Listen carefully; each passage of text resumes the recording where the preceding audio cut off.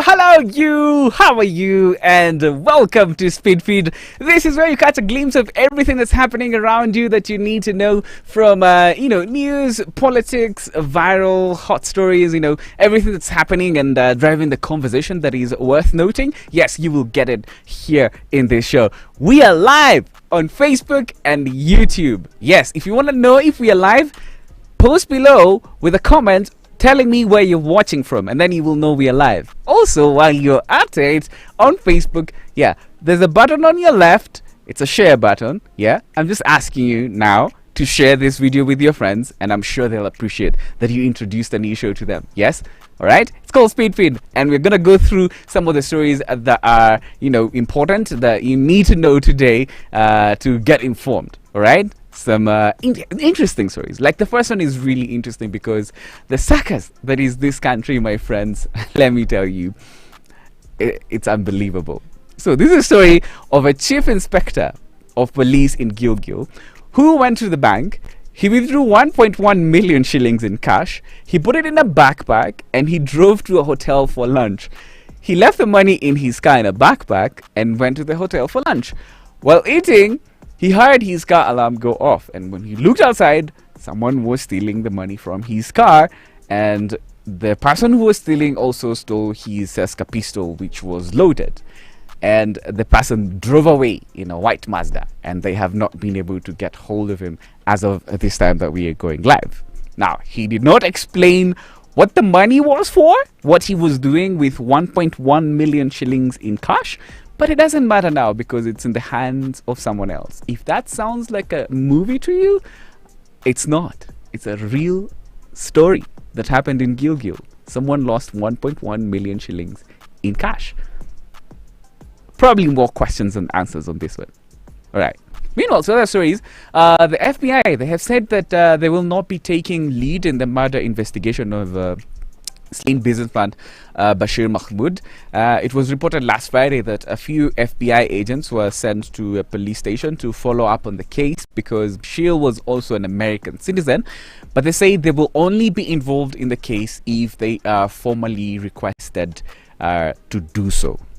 That's the latest in that investigation. Now, yesterday, everyone was talking about how the president officially opened the Kenya Meat Commission depot. And this is because KMC was transferred from the Ministry of Agriculture to the Ministry of Defense. They were making a lot of losses, and the president was like, he's tired of it, and he just wants to give it to a disciplined force that's going to streamline things and, make Kenya start exporting meat. What went unnoticed, though, and you probably didn't hear a lot about this, is a court order that had directed the government to return KMC to the Ministry of Agriculture, and the court cited lack of public participation in that process, and they essentially declared that executive order unconstitutional. And so if you have been following the relationship between the executive and the judiciary, that's a story that is important towards that conversation because it's driving the conversation on that relationship between the judiciary and the executive. Have another update on the judiciary in just a bit, but let me tell you about something else, because if you eat bread, kama unaenda kwa shop unanunua mkate, the Competition Authority has some news because they have been investigating different bakers in the country of bread, and now that I'm seeing this picture of bread, I'm getting hungry. Reminds me I have a snack that I'm gonna eat after this. But so they were doing an investigation, and their conclusion was that bakers in the country have been flaunting various rules, like selling underweight bread, not correctly labeling packets, and adjusting manufacturing and expiry dates on the bread. So you might buy a bread that's supposed to expire in 3 days, but it says 4 days, and all kinds of malpractice in the baking industry. But okay, there's another one still in that story, that some were running false advertising that their bread contains milk while it does not.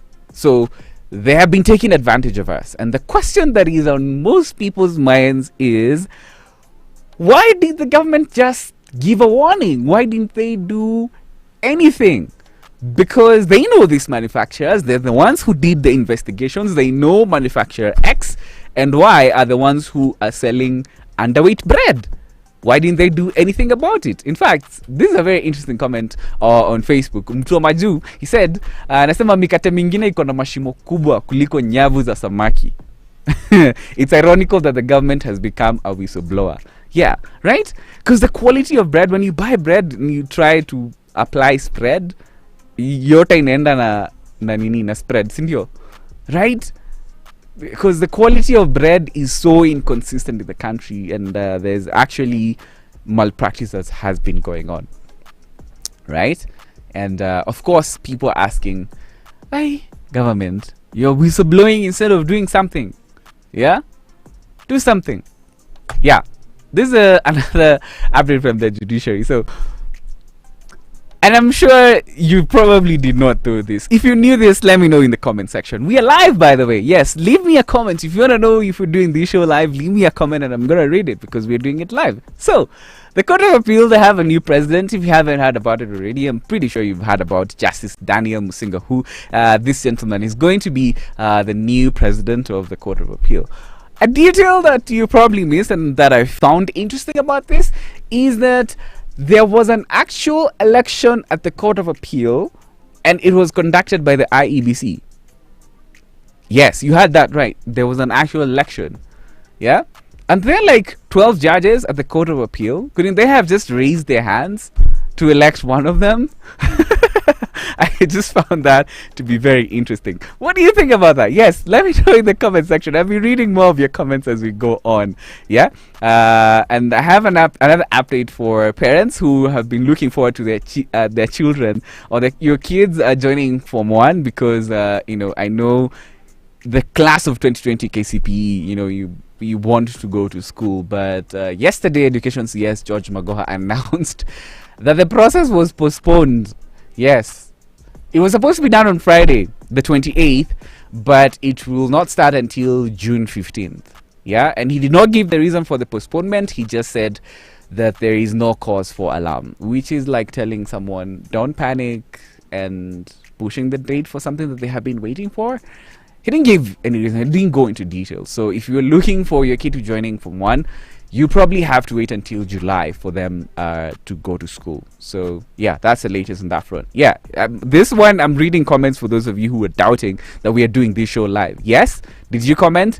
I'm reading your comments on Facebook. Yes, Daniel Makanda is here. You're saying you're following. Yes, comment below with some of your thoughts. Yes, we are live now. Apparently, some people have been complaining about being charged parking fees for their vehicles even when they're not in town or in the city, basically. So parking attendants, they charge you penalties even when your car is not in that area that you parked. Yeah, a few people have complained about this, including MC Jesse, by the way, who's complained about the same issue. So KRA addressed it and they said, okay, it's because they collect parking fees for NMS. They're the ones who are in charge of collecting parking fees, and they will now be requiring the parking attendants to provide photographic evidence before you are charged with a fine. So if Kanjo in town or anywhere else within the city, they ask you for parking fees unfairly, you can demand that they show you pictures. So yeah, that's the latest.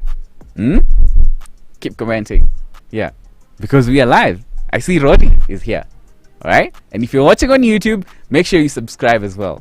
I'll be checking out your comments in just a few. Alright, now seems like all hope is not lost for Mumias sugar because the government has put up a leasing deal to investors who have interest in investing in the sugar industry. So Mumias sugar has been struggling, of course. We know it got closed down, collapsed because of many issues, corruption, mismanagement and all of that. And so far 8 farms have put up bids, to for the lease, and one of the people interested in investing is this gentleman. His name is Narendra Raval. He's a billionaire from Devkia.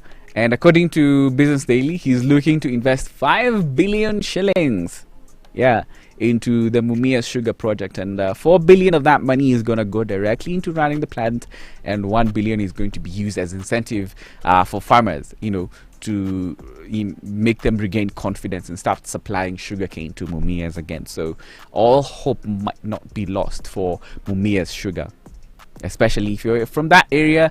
There's some good news for you, right?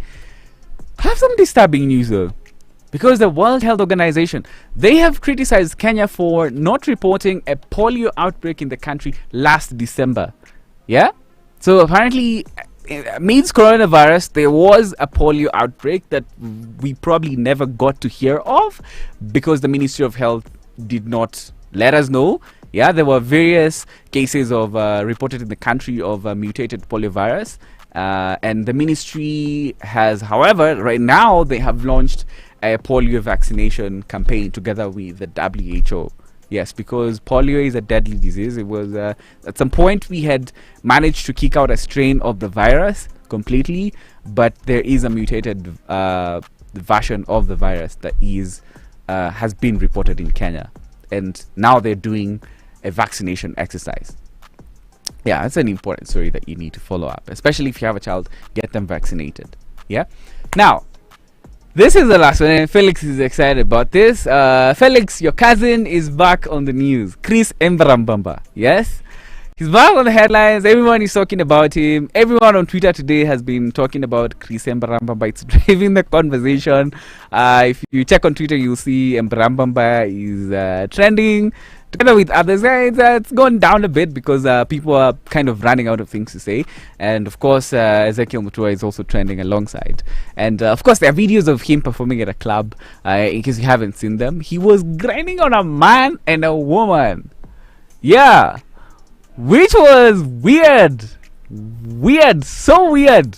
I was cringing while watching those videos, but again, of course, he has been on Ezekiel Mutua's radar. You know, the KSCB CEO said that he has now crossed the line. You have that quote? Yeah. He said, oh yeah, that's one of the... this is, yes, and but remember, you have crossed the line. Yeah. Seems like... I have a feeling that Ezekiel Mutua was waiting for this one. Like, he knew Mbarambaba was on a self-destructive path, and he knew this guy is gonna cross the line and we are gonna go and get him. Yeah, what's your take on this? Let me know in the comment section. Let's talk. Felix, what's your take on this? Your cousin, everyone's talking about him. Yeah, before I'm gonna give you my thoughts on this, by the way. Yes. Yeah, I think, okay, he was in a club. He was in a club. Yeah. Mm-hmm. Past the legal time for children to watch whatever was performing. Mm-hmm. So him being in a club, Mm-hmm. I think whatever he did in a club Mm-hmm. Should stay in the club. Whatever he did in a club should stay in a club. Yeah, I think it's consistent with my thoughts. Felix thinks whatever he did in a club should have stayed in a club, and there is no reason why everyone should be talking about him because he was in a club setting. Yeah, but the reason why a lot of people are talking about him is because he's a gospel musician and he sings gospel music. Yeah, but but I'll give you my thoughts. So I can't blame him. I mean, especially in this COVID times, he is trying to make ends meet. I have to say, because he was performing in a club, that obviously he was paid to be in that club to perform. Yeah. So if the owner of the club asks you to do some dramatic things, so people can start talking and they will start asking which club was this that he was performing at. Yeah, there's a lot of clout to be, chased there. But as a gospel artist, he should not take up some things, and that is understandable because gospel artists should be held to a certain standard. Because yeah, if you say, then if you decide to take that route, then expect the consequences and expect people to hold you to a certain standard.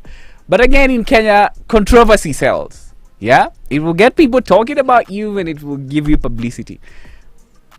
My thoughts are, you just have to think about what you're doing and ask yourself if you're ready to deal with the consequences. Yeah, because it's a double-edged sword. On one end, you will have a lot of fame, a lot of publicity, and maybe if that can be turned into, if that can be monetized, good for you.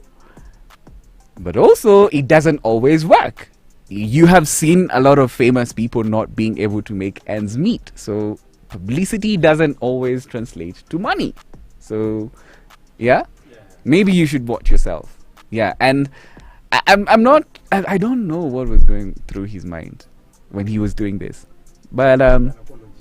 yeah, he's issued an apology. But he's also told you guys you didn't listen to the song. Echa Musalaba. It's a something. He said, Hamwangali Msalaba.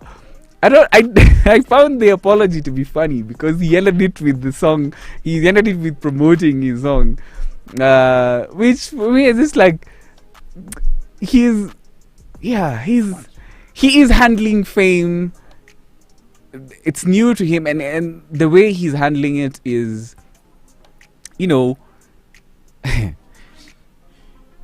I would say I don't expect him to like be very experienced with it because he hasn't been that famous for so long, but now he's famous enough to go with one name, right?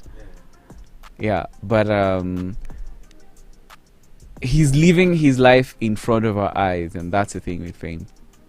And now when you're in that space, the consequences, this is the life that Chris and Bamba chose. So now Wakenya unawajua. Yeah. What are your thoughts? I want to know your thoughts on this. Yes, comment below. Let me know in the comment section because we are live. Yes, I'm gonna be reading your comments in just a second. I'm opening them up, but those are some of the stories that are driving the conversation today. Yeah, those are some of what you need to know that is happening today. You know that is worth your noting. Let's check out some comments here. I'm on Facebook. Dam says the Bible does not forbid dancing. Give Mbrambamba a break. Does it forbid dancing? Does it forbid dancing? No, I don't think it does. Says we should give him a break. Roddy says, where did UNICEF get our numbers? I've been getting polio vaccine texts every day. Your number is everywhere, Roddy. Your number is everywhere. Yeah. Data privacy in Kenya. Don't worry, we are not there yet. Jay is saying Narendra Raval will bring life to Mumias town and western region at large if he manages to revive the fallen giants. Yeah, I agree with you. If it works, it's going to be a good thing. Yeah, you know, it's one of the biggest sugar companies in the country. You know, we grew up drinking Mumias sugar, didn't we? Yeah, we almost knew it was almost prestigious to have Mumias sugar, to be able to afford Mumias sugar. Yeah, so it's some good news there for Mumia Sugar if this deal actually works. And the government, what they've done is they've put up a list. So if you have 5 billion to spare, Felix, this is probably an investment opportunity you can be looking forward to. Yeah, I was trying to invest my I couldn't make. I have about 2.3 billion, so it's not gonna be enough. 2.3 billion yeah, liters of water in as vapor. I don't know. Yes, thank you so much for your comments. Let me check if you're watching on YouTube. Yes, please leave us a comment. Leave us a comment on YouTube. Let us know where you're watching from. But yeah, we're done with the speed feed. In case in case you're wondering if we are live, yes, now you know we are live because I'm reading, I'm checking out your comments. Bingi mwenyewe on YouTube says he's watching from Boston. Yeah, Thank you. we have viewers from all around the world, my friends. Thank you so much for watching Speed Feed today, this afternoon. We'll see you again tomorrow, same time, same place. Yes, always talking about trending stories, trending topics, and everything that you need to know that's happening in the news. My name is Kimani Mbugua. Goodbye.